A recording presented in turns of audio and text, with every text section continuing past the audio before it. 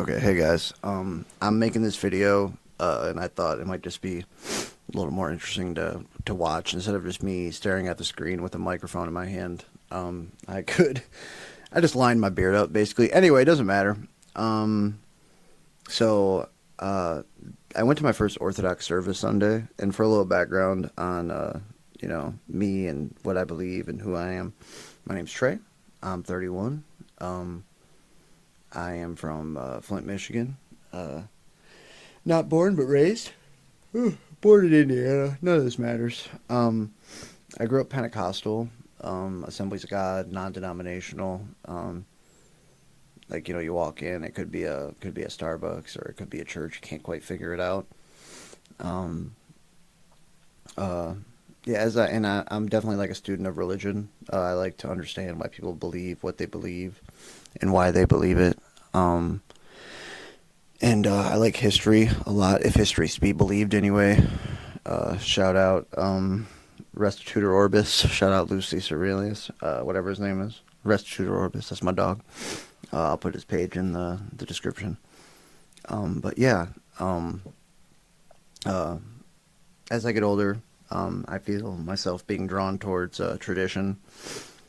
And and when I look at like the outside looking in, and I see orthodoxy, and I see like from the outside looking in, it looks like a deep reverence for God. They don't take it so lightly, and I feel like a lot of the church today, especially in the West, it's almost like a secular Christianity. Um, like, do you actually believe that there's an all-powerful God who is in control? And do you actually believe that there's like evil in the world, or are you just kind of going through the motions? I don't know. I'm not God. I'm not one. I can't judge because I am not God. Um, but I went to my first service at St. George Orthodox here in Flint, and I'm gonna give you a little breakdown, and then maybe you guys could answer some questions or comment some like just whatever you feel. I could use some encouragement because this is definitely I feel very drawn towards it. But anyway, I walk in, and first thing, the incense hits you like a ton of bricks, but it does like put you in. That's biblical, so I'll give you that. Like the burning of incense, it does put you in like a different mindset.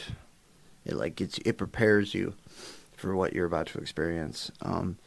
And I walk in, and there's an older gentleman. His name's Andy. That's not his real name. The church is mostly Palestinian immigrants, and I have a little thing of notes right here. And I wrote America the center. Basically, like in America, we think we're the center of the world. Like we think we're the world's capital, basically. And we kind of are, but it's very egotistical. The rugged individualism of the West has kind of neutered like a sincere faith. I mean, it's like a birth to beautiful faith. It also neutered and like very very like prideful faith. Uh, but yeah, well, like we think we're the center of the universe, and like like the America is mostly Protestant, and so like with Protestant, I can never say the word. My goodness, we think like it's to think that 1800 years of church history was wrong, and we finally got it right. And it just doesn't sit right with me, man. It just I don't know. Feels a little weird. Feels a little funny. Um, so that's what's drawing me back. And I'm not saying just because something happened for a long time and for many years makes it right. I'm just going off my experience, and that's the only thing I can go off of. But I walk in, the gentleman Andy says, "You're home." He gives me a hug. I'm like, bro, I will cry right here on the spot. But then he gives me like a little paper and stuff. So I'm there for the long. I don't know what the service is called. I don't have the paper with me. But it's like the prayer and praise service. So it's about 30 pages or some odd, and they pray they praise in English, then they praise in Aramaic, then they praise in English, and then Aramaic, bada bada, back and forth. And like you can call it chants because I guess it is, but like you just feel the reverence You feel that this isn't a game. This is not a game, my brothers and sisters. This is not a game to be played with. And I struggle. I struggle just like everyone. I do. We all got issues, but man, do we need to stop playing like this is some kind of game? God ain't. It's not to be messed with. So I go through that. There's like a lot of bells, like with the guy with the thing that shakes. What's that about? I'm learning. I'm not asking mockingly. I'm genuinely I'm trying to learn. He's got that thing on the chain and he's shaking it back and forth. But yeah, there's that, and that definitely like puts you in like the right headspace. An older gentleman comes up to me. I'm not going to say his name. But he was an evangelical Methodist his whole life, and he's like pushing 70 or 80. I don't know. And he converted 3 years ago, and I'm like, dude, like that's cool. Most old people, are extremely set in their ways, and it's just like cool because the Bible says, I don't have the verse in front of me, but like basically you have to be like a child in order to inherit the kingdom. And baby, I'm a dumb little baby. I'm trying to learn. And so that was just cool. A gentleman sat with me and explained his like story with me, and ended up going to catechism afterwards. Anyway, service starts. Liturgy, is that what it's called? Who knows? You can correct me. And you know how services, when you go to church, it's like every week there's like, do we have any new people? And everyone just like beelines, like looks for me. Like, yeah, I'm obviously the only one new.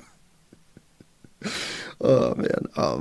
But then he asked me to stand, and I'm like, okay, sure. And hi, I'm Trey. And I say happy to be here because I was very happy to be there. It got me emotional, man. When I walk in, it's like the stained glass is just beautiful. Like got St. Paul and John the Baptist, and it's like we should be. I know they call it venerating, like it's like you venerate your. It's like we have thousands. Christianity's like ancient religion, dude. We have thousands of years of beautiful history.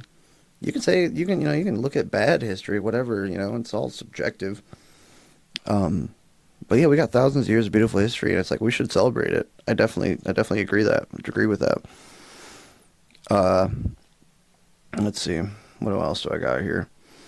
Yeah, so I stand up, happy to be here. Then they do the service and everything, and it's just beautiful, like that, just like reverence for the Lord. Stop playing with Him, like this is serious, baby. Afterwards, they had a bake sale, which was fun. And the gentleman was walking around with a garbage bag of Middle Eastern, like y'all like nuts over there, and I'm fine with that. I'm a big I like the peanuts and pistachios and give me it all. Give me the baklava, baby. But yeah, so he had a big garbage bag full of treats, and he was going out like he gave me like $50 worth. I'm like, dude, I'll kiss you on the mouth again, bro. Stop playing with me. So I had some coffee, talked to some people, and then I did the catechism thing after.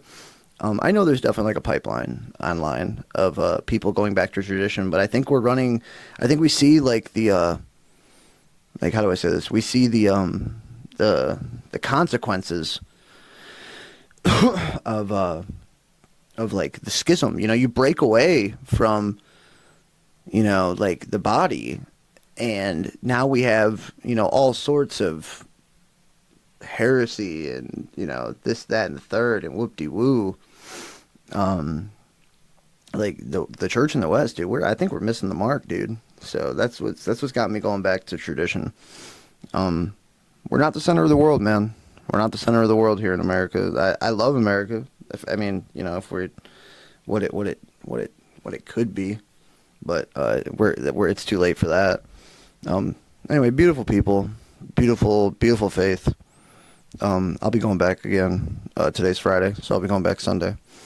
I might meet with Father Mike tomorrow. I'm reading the book he gave me, just trying to understand all the sacraments and stuff, because before the word was compiled, there was a lot going on. Like there was, this was the church.